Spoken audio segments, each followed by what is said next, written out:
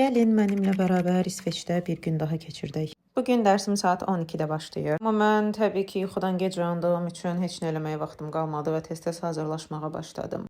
Normal insanlar nə geyinəcəyinə hava proqnozuna baxıb qərar verir. Mən isə makiyaj eləyəndə biraz günəş gördüm və dedim ki, okey, hava əla olacaq, istədiyimi geyinə bilərəm. Bir Azərbaycanlı olaraq heç vecim almadım. Günlərdə deyirlər ki, yağış dayanmayacaq. Nəysə, geyindim, hazırlaşdım. Bundan əvvəlki günlər dərsim səhər tezdən başlayırdı və mən də ona görə dərs 10 dəqiqə qalmış yuxudan oyanıb hazırlaşıb gedirdim. İndi biraz daha mən olaraq dərsə qoşulmaq istədim. Evdən çıxanda yenə öz laləliyimi elədim və çətirimi çantama qoydum ki, outfitimlə uyğun deyil. Qoymaz olaydım, çünki çətiri açmağa çalışanda bütün şəhər mənə gülmüş ola bilər.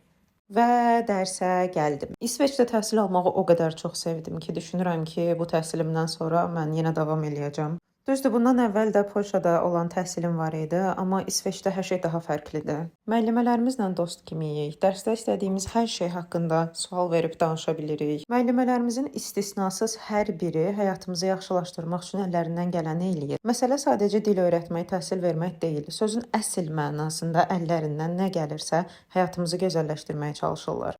Dərsə gələn hər bir tələbənin dərdlərini həqiqətən öz dərdləri kimi qəbul eləyirlər. Hər gün soruşurlar, maraqlanırlar, hətta dərsdən kənarda zəng eləyirlər. Dərsə gecikmək, dərsdə saqqız çeynəmək, kofe içmək, hətta dərsdə beyniniz yorulubsa, durub çıxıb biraz hava almaq ixtiyarınız belə var. Yəni bir sözlə, İsveçdə bir ilim hələ tamam olmayıb, amma buradakı həyatımı çox sevməyə başlayıram. İsveç haqqında və buranın insanları haqqında o qədər yeni şeylər öyrənirəm ki, mənə buranı daha çox sevdirməyə başlayır. Hələ ki aramızda tək bir bariyera qalıb. O da dil. Onu da çox yaxında həll eləyəcəyimə əminəm. Bu günlük bu qədər. Gəlin vloqlarda görüşərik.